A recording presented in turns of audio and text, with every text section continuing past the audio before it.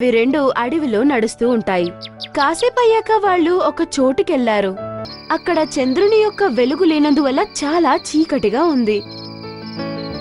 అక్కడ వేటగాడు తన వల వేసి ఉంచాడు. తెలియకుండా లంబు యొక్క కాళ్ళు అందులో చిక్కుకున్నాయి. అది తనని కాపాడుకోవడానికి కోసం చాలా ట్రై చేస్తుంది. చోటు చూశాడు లంబు చిక్కుకున్నది. వాడు కూడా తనని కాపాడడానికి ట్రై చేస్తాడు. కానీ దాని కాళ్ళు వలలో బాగా చిక్కుకుంది. లంబు కాస్త కూడా కదల్లేకపోయింది. చోటు, నన్ను ఈ వల నుండి కాపాడడం నీకంత కష్టమైన పనేమీ కాదు. తొందరగా వెళ్ళి ఎవరినైనా సహాయానికి తీసుకురా. వేటగాడు వచ్చాడంటే వాడు నన్ను తీసుకెళ్లిపోతాడు. విని చోటు భయపడింది మరియు అన్నాడు, నువ్వు కంగారు పడుకు లంబు, నేను వెళ్ళి ఎవరినైనా తీసుకొస్తాను.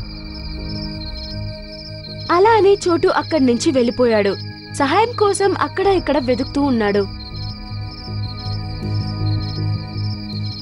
కాసేపయ్యాక తనకి ఏనుగు కనపడుతుంది. వినేనుగు, నా ఫ్రెండ్ లంబు వేటగాడి వలలో చిక్కుకున్నాడు. తొందరగా నాతో వచ్చి అతన్ని ఆ వల నుండి కాపాడు. నువ్వు ముందు నోరు మూసుకో చోటు. నువ్వు ముందు కూడా ఇలాగే అబద్ధం చెప్పి అందర్నీ మోసం చేశావు. ఈరోజు నేను అబద్ధం చెప్పటం లేదు, నన్ను నమ్మండి.